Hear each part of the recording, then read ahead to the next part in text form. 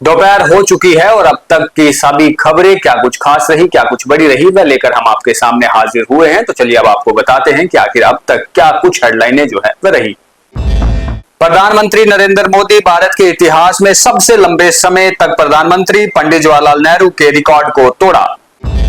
जम्मू कश्मीर सरकार ने daily wagers और कॉन्ट्रेक्चुअल लेबरर्स के 5 लाख रुपए का एक्सीडेंटल इंश्योरेंस और बैंकिंग बेनिफिट देने के लिए जम्मू कश्मीर बैंक के साथ किया समझौता।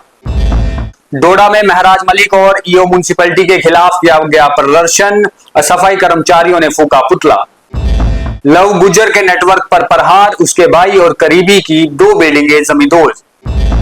उड़ी के कमलकोट में एक कैंप में गलती से हैंड ग्रेनेड फटने से 2 सैनिक की गई जान। नीट यूजी 2026 पेपर लीक के आरोपी यश यादव ने 21 जून को दोबारा परीक्षा देने के लिए 15 दिन की अंतरिम जमानत मांगी। पुंछ जिले में एलओसी पार पाकिस्तानी नाबालिग लड़का हिरासत में लिया गया और सुरक्षा एजेंसीज कर रही जांच।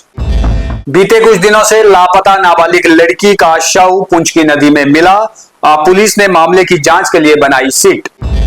अनंतनाग में ड्रग पेडलर फारूक हुआ गिरफ्तार, करीब 25 लाख रुपए और 104 ग्राम चरस बरामद।